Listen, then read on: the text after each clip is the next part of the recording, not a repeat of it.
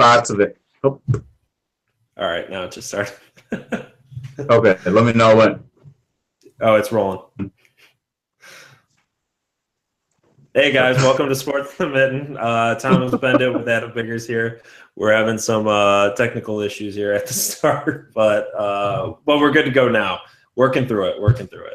All right, well there we go. But we are going to talk about it's the national championship tonight.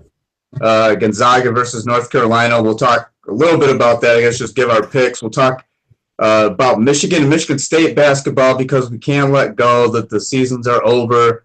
We want to keep it going, so we want to just do a little bit of entertaining talk as far as which one's going to be. I actually was thinking about this earlier today and how the summer is going to be huge for Michigan State. So this kind of fits in to what I was thinking a little bit earlier today. So we'll get into that. Have a couple questions off Twitter that we'll get into, and talk about Michigan State spring football. I was at the spring game this past weekend. Thought that a team could lose its own spring game, but it was just the vibe that I got from it was just there are some major issues going on in Michigan State, and I wrote about it today on FanRag Sports, and I got a little bit of backlash actually from Michigan State fans, and I feel like if you fail to see what is going. If you fail to see what's going on, then you don't follow it that closely. B, if you don't have a problem with what's going on, comment to me about, well, they didn't necessarily follow, they don't get into that stuff. Well, you can't criticize it if you don't know about it.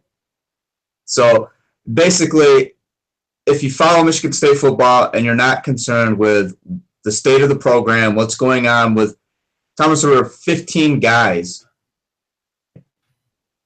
3 of them are suspended due to sexual assault allegations. A handful were spotted on the sideline, injured or otherwise. L.J. Scott, he was actually kind of a topic.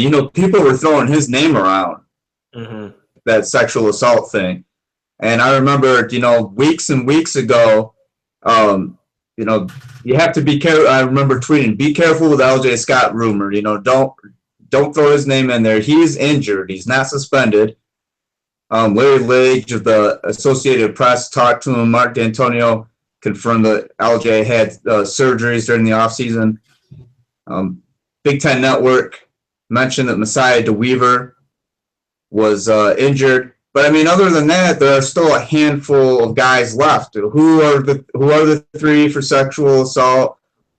Why are the rest suspended, injured, or otherwise? And there are just no explanations really. And that's kind of the way that I left the spring game. It's fragile ground in East Lansing. That's the best way that I can describe it right now. Yeah. We talked about this, last week or 2 weeks ago, and it's an uncomfortable situation, for a multitude of reasons. But with this suspension thing where you have, 15 players aren't available and due to some issue, whether it be suspensions or injuries or what have you. And we all knew this awkward time was coming where there are going to be guys who are suspended or for other reasons or are injured who are going to get grouped in here because nobody knows who the 3 are. I don't know if there would have been a way to avoid this without recognizing the 3. I'm not sure. Right. There might have been. I assume if you spend some more time brainstorming than 15 seconds here, maybe you could have come up with something. That's the problem you run into though, with excluding names and narrowing the pool. So I do see that as well. You have to be mindful of that. Yeah. So it's once you decide to have the spring game, once you acknowledge that 3 players are suspended for these sexual assault allegations or whatever comes out of this incident or incidents, I guess we don't even know that. I feel like once you acknowledge that, you're kind of between a rock and a hard place, and you either have to throw out the guys' names or you're going to have this weird, hide the shell under the rock format to just try to distract, I guess, and not let anyone in on it. But it's an awkward situation, and obviously, I know you were in East Lansing. I was just watching on TV, but they didn't talk about it much on the broadcast. But I felt like it was very overwhelming, at least online, and the reactions and the discussions around the game. I'll tell you this. Now and then, I mean, I did pay attention to who did what on the field and who was playing what. 90% of the focus, and not just myself, but everybody. Larry Lake went around showing people his list. I mean, everybody, it was like a team effort going through, 86 players, people with binoculars, zooming in on their phones. I mean, I had my phone on Zoom. I've left my binoculars at home. It was kind of comical in a way, but at the same time, it's like, this is what you have to do if you want to find out who's who, because they're not going to say. And again, I understand why. You understand why. But there's still this, kind of limbo, these guys in limbo over here that aren't suspended for sexual assault.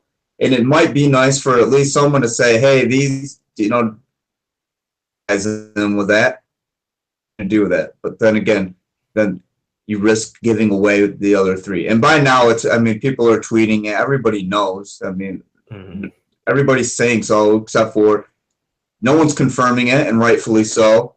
But Michigan State knows that this is an issue. So the way, and throughout the whole day, and throughout, during warm-ups and everything, it felt like a scout mission, more than watching the actual game. And I do want to talk a little bit about the game. I do think there are a couple bright spots. It's not, and like I said, there are Michigan State fans that are critical of me on Twitter. It's not doom and gloom. I'm not saying Michigan State football is over. Mark D'Antonio is a horrible coach and running a horribly dirty program, and look at all these guys. And that's not what I'm saying. I'm saying they are in a word that I could say, they're in the crapper right now. And anybody who doesn't acknowledge that is blind. The John Reschke situation, Malik McDowell last year being a huge distraction, and there are so many negatives. If you want to get into the positives, and I do think that Michigan State, this isn't, like I said, this isn't the end, but it's not a good time either. Brian Lewerke looked really good. Threw for 300-some yards, about 60% of his completion, or completed about 60% of his passes. Now, maybe it's because I didn't know the severity of the injury, but you remember Jabril Peppers meeting up with Brian Lewerke and ended up breaking his leg. So I figured any time a broken leg, and we're looking, this is late October. So half of October, November, December, January, February, March. We're looking 5.5 months. Pushing 6 months here. I figured, maybe we wouldn't see a lot of them until fall. I honestly, and like I said, maybe I overestimated the severity of his injury, or maybe he's just progressing a lot quicker. But it was Brian Lewerke, and then I don't know if it's Kolar or Kohler, Olar Coons. He looked all right. I think DeWeaver's the backup. He was injured. Coons was in there because they needed somebody in there. Damian Terry was also injured. So there's no doubt Brian Lewerke's the guy. He looked pretty good. Tristan, good. Justin Lane looked good. Both those guys a receiver. Madre London had a 75-yard touchdown, like another 25-yard carry. He was, better than 100 yards on the day. Gerald Holmes, from what I remember, had a couple good carries. Their offense, and it's hard to tell, in the spring. Yeah. It's a mix of 2s and 3s and that kind of stuff. But, they didn't look like a horrible team. I'll put it that way. It wasn't a joke of a spring game performance-wise.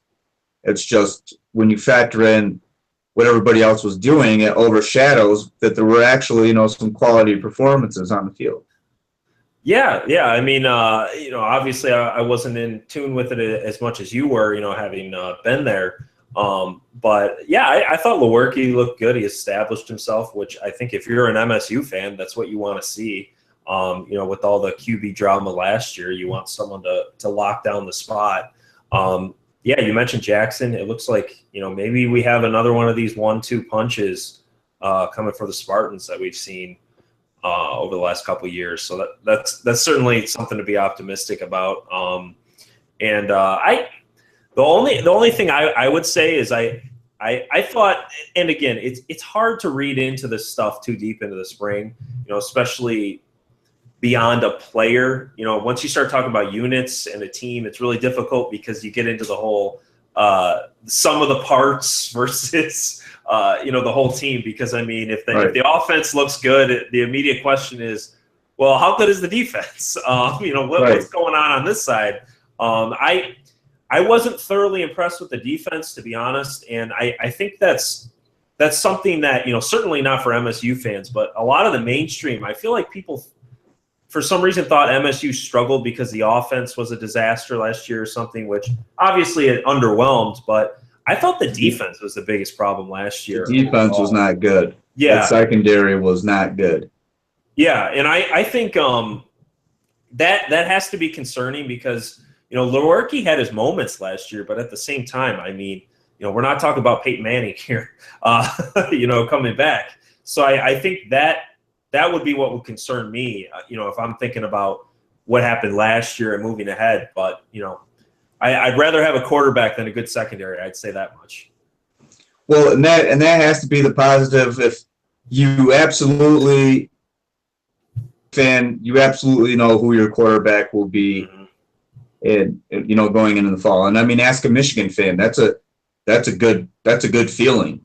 Not knowing, I guess on one hand, if you have all this talent and you want to see who rises to the top or whatever wins a job, that's exciting in itself. But of comfort knowing that there's an established guy, and like you mentioned, Lewerke had his moments last year. He's as close to an established guy as they have, mm-hmm. And I like his arm. I thought he put, nice touch on a couple deep balls yesterday, or not yesterday, Saturday rather. I thought that his footwork, like I said, he's 6 months removed from, a broken leg.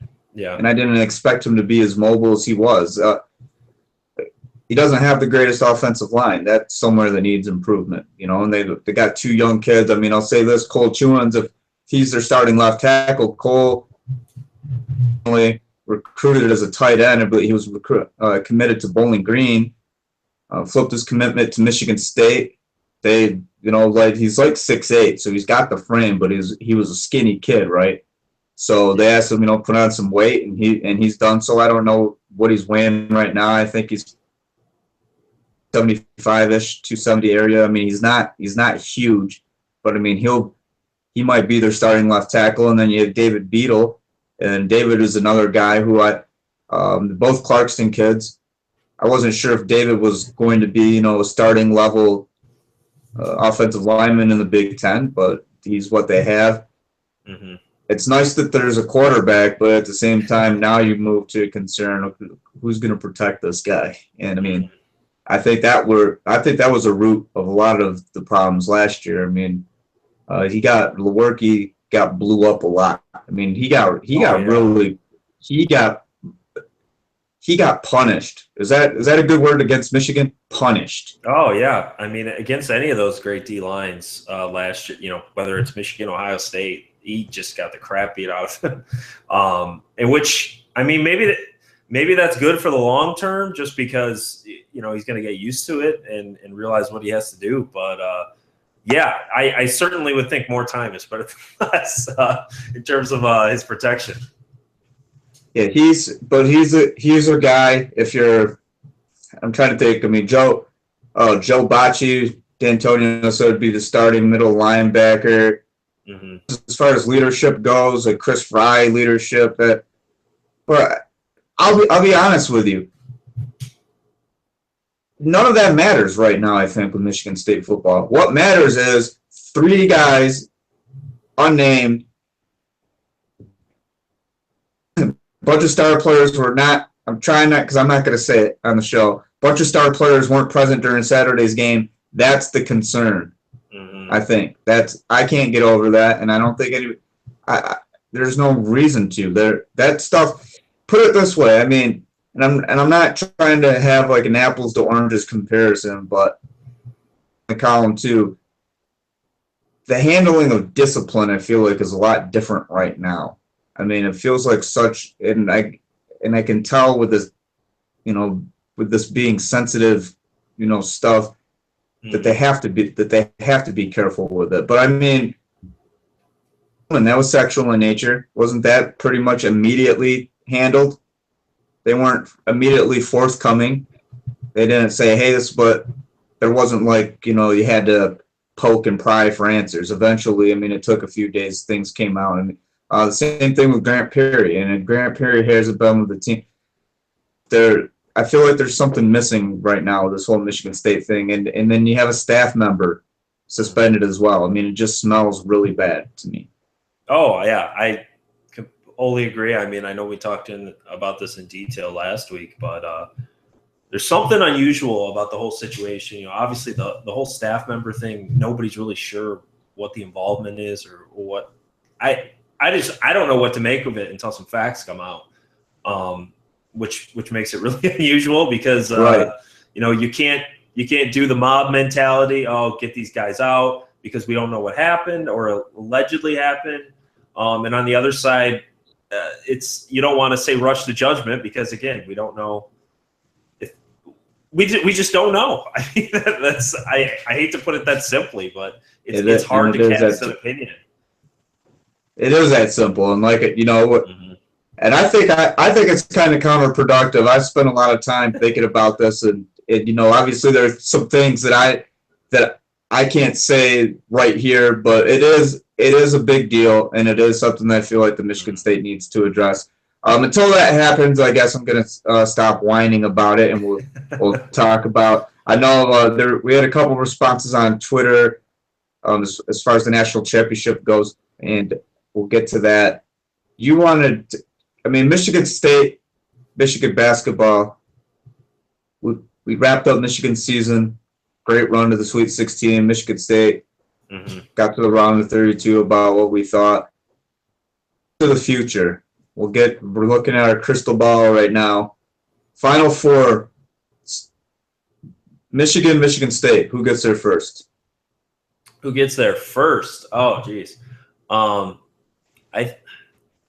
Right now, I feel like I would lean, and I'm just gonna put in my general assumptions here. I'm not gonna assume anything weird like Miles Bridges coming back next year or something like that. That's what I was gonna say. Yeah, if he comes back next year, I would have a hard time thinking they don't make it. That's what I was gonna say. If Miles comes back, I have to go with Michigan State. Other than that, I'll go with Michigan.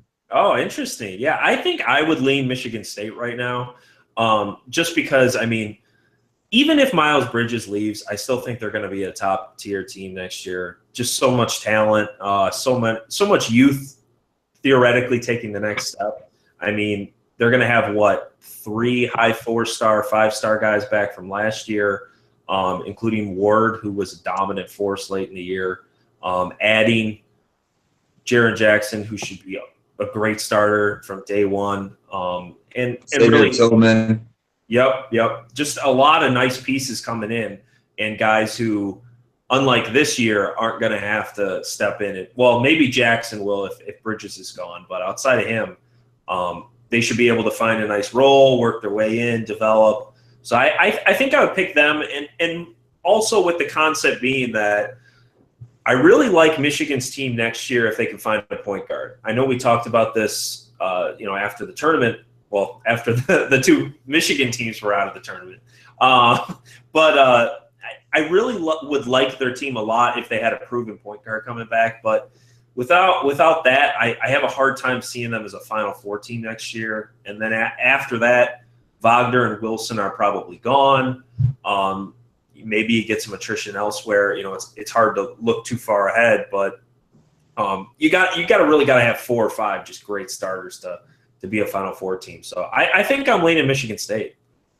Well, now it's really hard to get me one. I feel like once I'm set on something, I don't budge. But I guess now I'm like, you just convinced me to change my own mind. Can I flop? You can flop. Right. I'm just gonna flop right now. Okay, Thomas, you win this. Let's go to another. We had this question off Twitter though. Why is Izzo? And this comes from you at Nezzy21, intent to deceive. One of my favorite followers. I love talking sports with Nezzy. Why has Izzo never been able to beat Roy Williams? And Vinay wants to know, and that's at the RUPV. I'm sorry, guys. But Vinay's a long time follower too. I probably butchered his name. I suck at saying names. Anyway, why has Izzo never been able to beat Roy Williams? And I can, what was it? It was the 06, 07 year, lost to him. And then, of course, 2009. I don't think anybody will forget that. Yeah. National championship. I mean, why can't Izzo beat Roy? I mean, my honest opinion is because Roy Williams in North Carolina are usually really freaking good. Yeah, that's my reason. Answer the question, guys. I hope.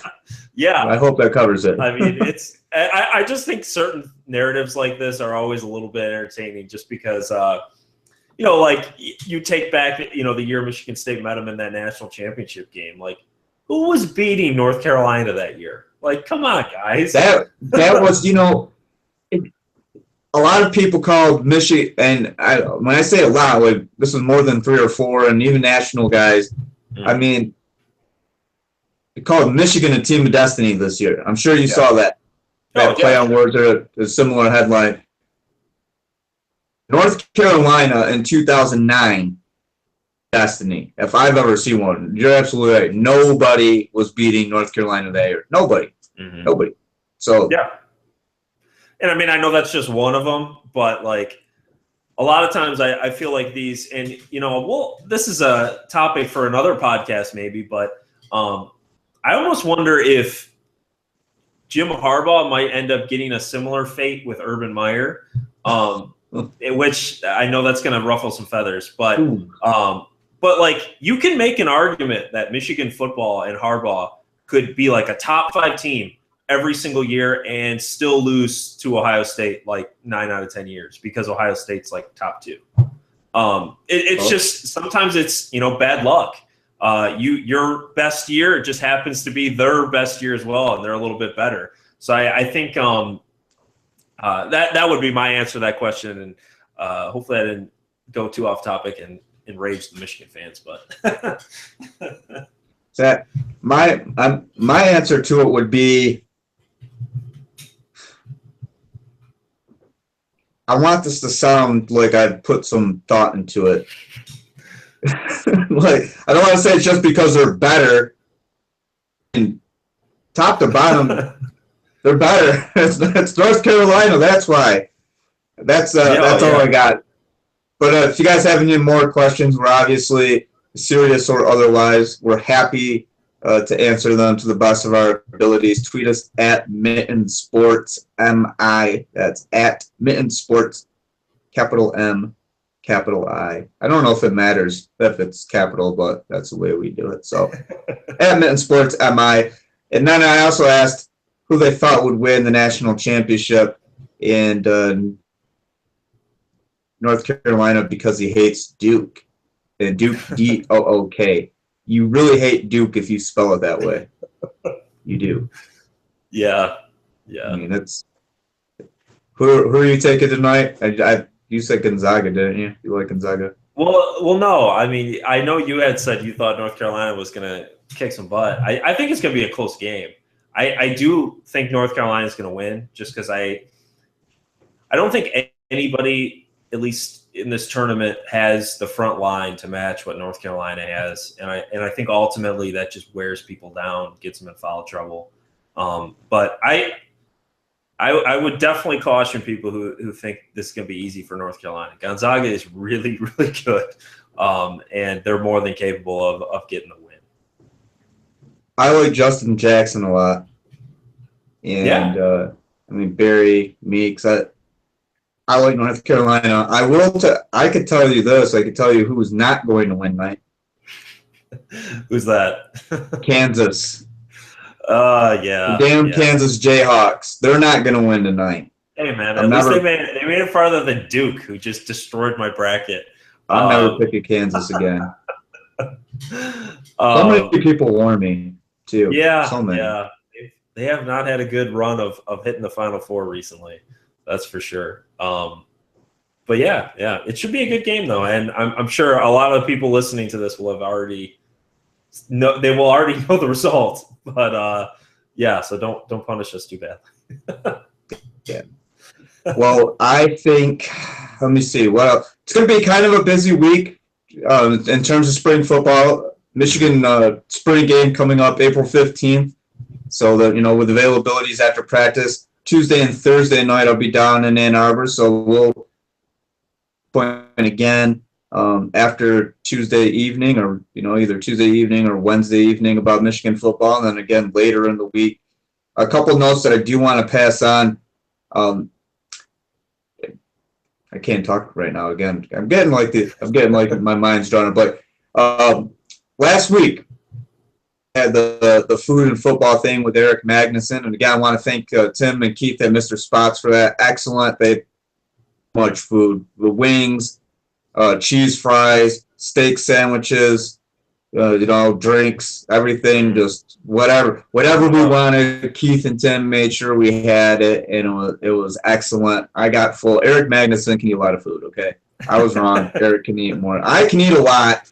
I felt like I ate a pretty decent amount, but it's like Magnuson is just it was nothing. He told me it was like 6,000 calories per day. And I'm like, that's like what the average adult male eats in like 3 days. But whatever. Anyway, we were talking about a lot of the ins and the outs of Michigan football. He's really high on the offensive line. Really high on the offensive line. He said he truly believes there's probably 8 or 9 guys that are going to battle. And here's a guy that people aren't talking about, and it's Patrick Kugler. Watch out for Kugler. I think he's going to be someone who creeps up there on the offensive line. I think right now we have kind of the 5 narrowed down. I think it's going to be Mike Onwenu at right guard. Mike believes he's going to be the right guard. The big Ben Bredesen, Mason Cole at center, and who knows if they end up moving him to left tackle. It's like you hear a little bit about it and then it dies down. I don't know, but for right now he's a center. I think that we'll also see John Runyon on the offensive line. Cesar Ruiz, true freshman, early enroll. Maybe he pushes, but Eric was pretty. The way that he said it, and I think this is kind of the smart pick. He said, the running back group has a lot of depth, probably more than what people realize. He said it's their deepest position. B, watch out for Kareem Walker. Seriously. Yeah. I know he had a lot of buzz coming out of the bowl season, and you always got to take it with a grain of salt, just because everybody's the greatest player ever before they hit the field. What's that Mike Tyson quote where everybody has a plan before they get punched in the face or something like that? Well, in Kareem's defense, I will say this: last fall, going into camp, everybody was talking about him, and he's a very good back. This was kind of my gripe. Remember during the Najee Harris thing? Yeah. Najee really badly, and and he ends up going to Alabama. I mean, no surprise there. But they're acting like Michigan to have a running back. I mean, you look at Chris Evans and Khalid Hill, they've come back returning like 10 touchdowns and about 1,000 yards last year. If you don't like Chris Evans, if you're not satisfied with what Chris Evans has shown, then I guess maybe you're too picky. Chris is going to be a great running back. Wait for Kareem. And then you have Khalid as the bruiser, the blocker, the goal line specialist. You know what? He had, I don't have his stats in front of me. What did he have last year? Like 12 rushing touchdowns on like 12 carries. Pretty good ratio. His touchdown to carry ratio, and then yards. I mean, it's like give him the ball, take a step, he was scoring 1 and 2 yard touchdowns. That's the guy there was in college football last year. Nobody specialized. Nobody did his job better, I think. So look, you have all of that, and then you have Kareem Walker. Kareem Walker has some speed. He's a big play running back. Mm-hmm.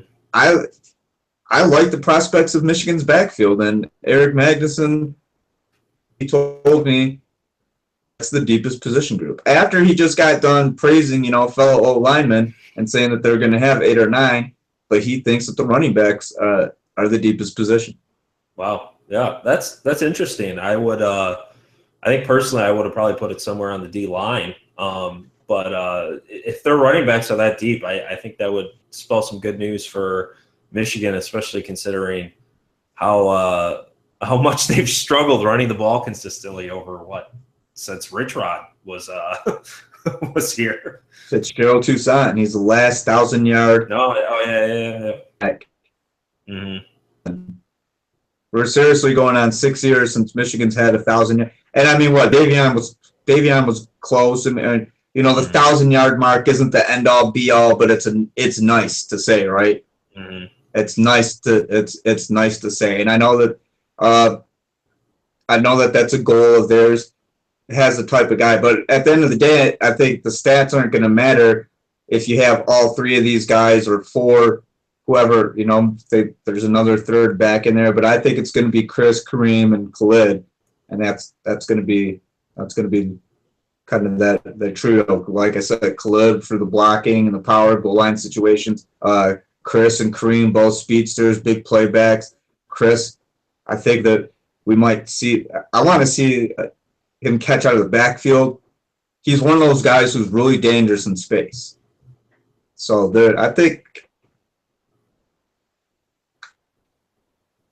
my head. I mean, that's pretty much it. I feel like I'm Chris, Kareem, Khalid. It's those 3. I know I'm. Who am I missing? Oh, hey, I've been. I feel like Higdon will make some noise in there. That's what. I knew it. Karan. How am I forgetting Karan Higdon? I kept Karan too. Like, yes.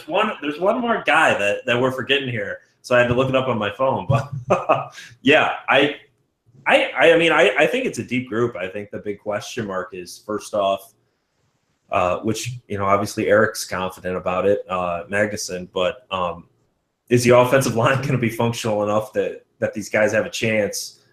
First off, and second, can they get?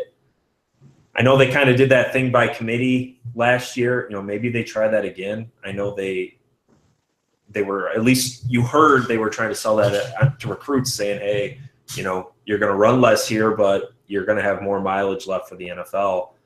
But I think second, are they going to have a big time guy who can kind of reach that next level, and frankly make some yards himself? If it's not Chris or Kareem, I'd be surprised. I think that's going to be one of them. I think Karan's the complimentary guy, and maybe it is Karan. I don't know. I mean, we've seen a little bit of him, but I think it's the big time guy, Chris or Kareem. Yeah. I mean, Kingston Davis just transferred, right? Citing lack of playing time and a bunch, or he wanted to be a running back, basically. It wasn't going to happen. They have so many running backs. And I'm wondering, too, he's an incoming freshman. Where is he going to fit? I mean, is he going to, play into the equation this year? But, yeah, I mean, we're tossing around a handful of names.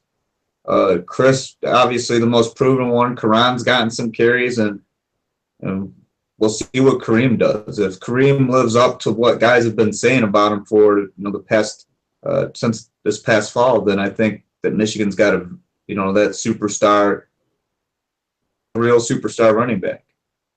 Yeah, I agree, and I mean,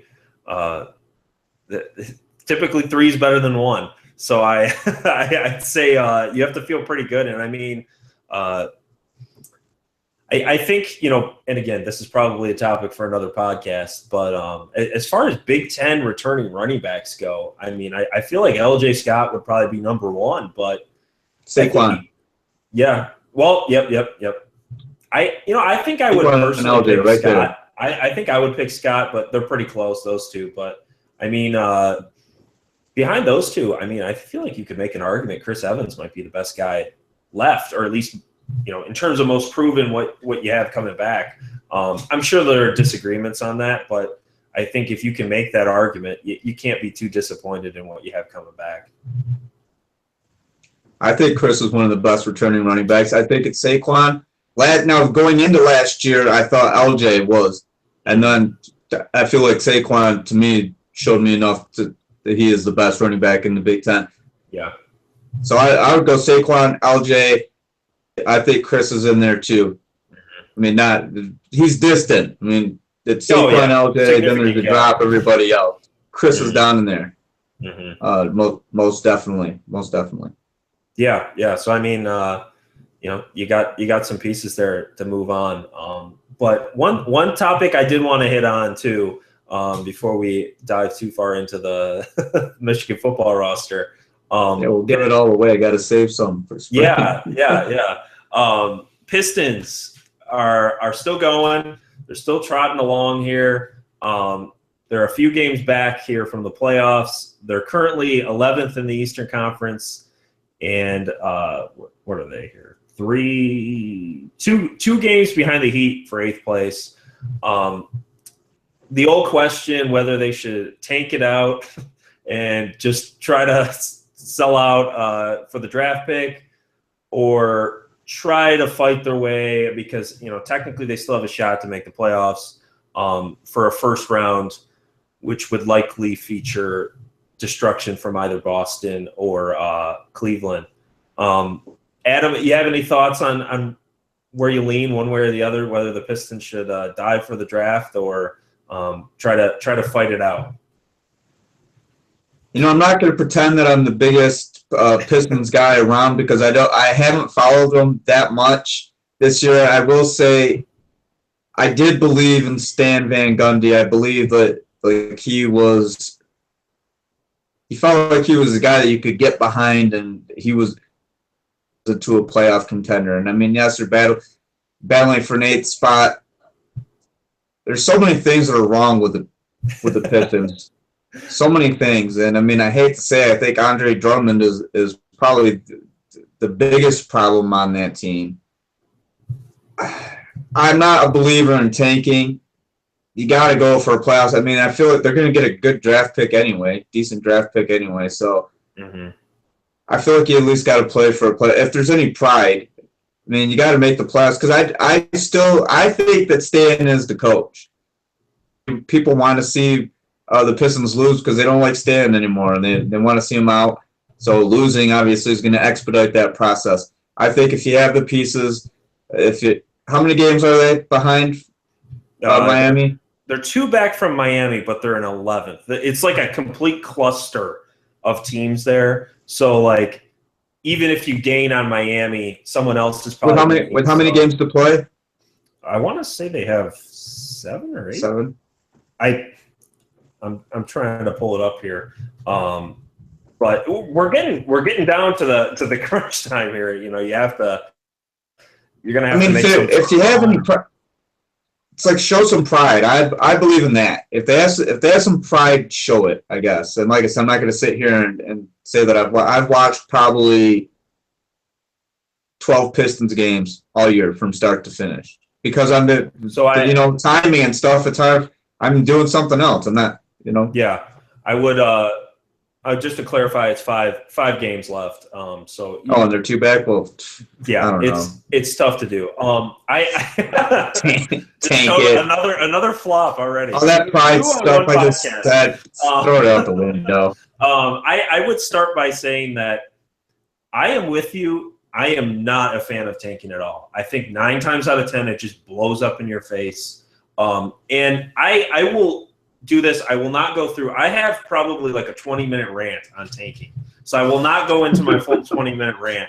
But I will just say, as a general point, if you're a believer in the tanking philosophy, it's the concept that the only thing that matters is a championship, which I can agree, or I can acknowledge and say, okay, I understand that. I don't agree. I think making Eastern Conference Finals, I think making the finals is something that should matter and count. But if you're a true believer in tanking, then your only value can be championships. And if you look at who wins championships, you have to have a Hall of Famer, basically. You can't really, and usually you have to have 2 Hall of Famers. And if you look back over the last 30 years, every team that's won a championship, with the exception of the 2004 Pistons, pretty much has a Hall of Famer or 2 Hall of Famers. And the other finals team that they beat usually has a Hall of Famer or 2 Hall of Famers there. So, and the reason I say that is try drafting a Hall of Famer. I'll give you the number 1 pick, and you're probably not going to hit a Hall of Famer that often. It's very, very tough to hit those guys. And I would say, spinning off of that, so, oh man, if we can just move up a spot or we can just move up 2 spots, all our problems are going to be fixed, whatever.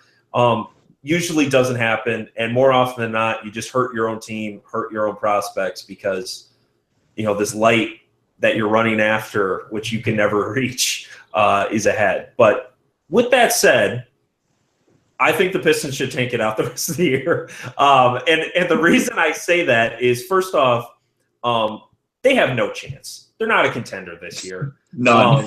None. If they get into the first round, they would be lucky to make it 5 games. Against Boston or Cleveland, they would just be dead in the water.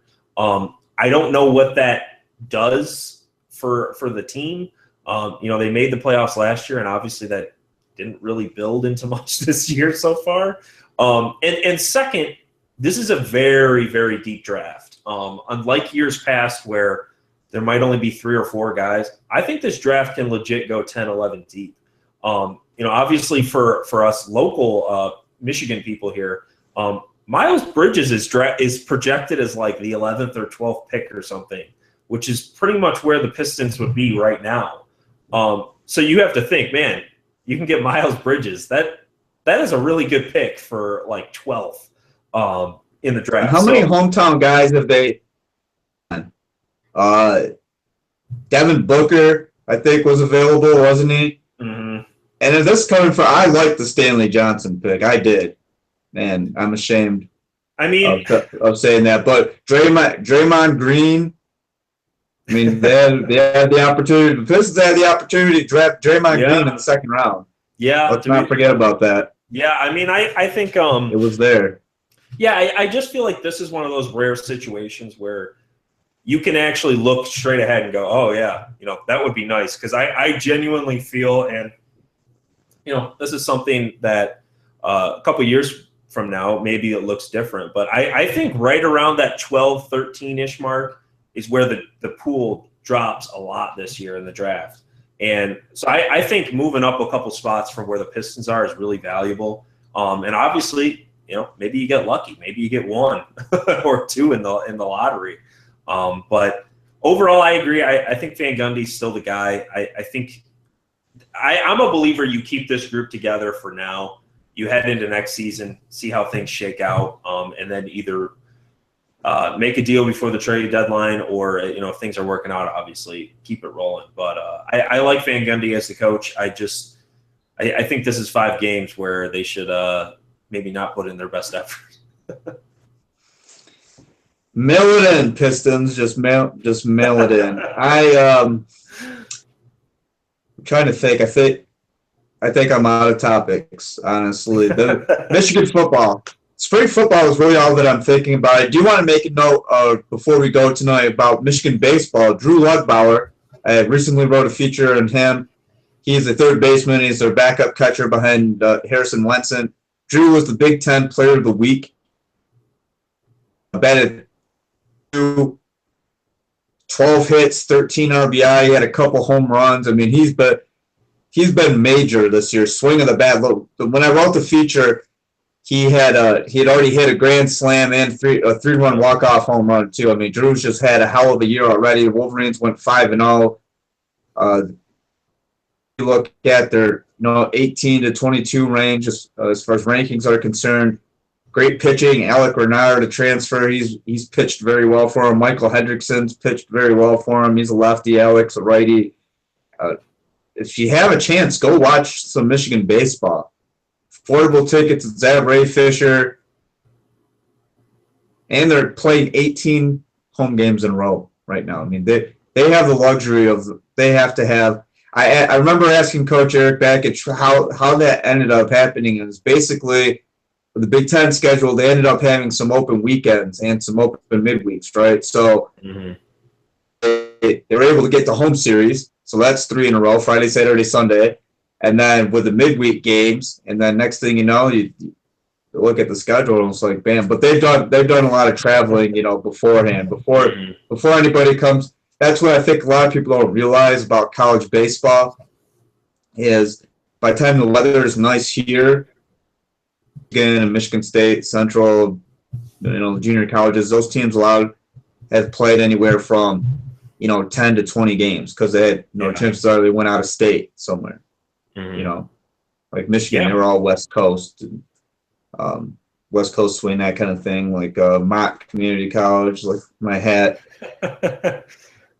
Florida trip 5-5. So because you're not playing a lot of baseball right now.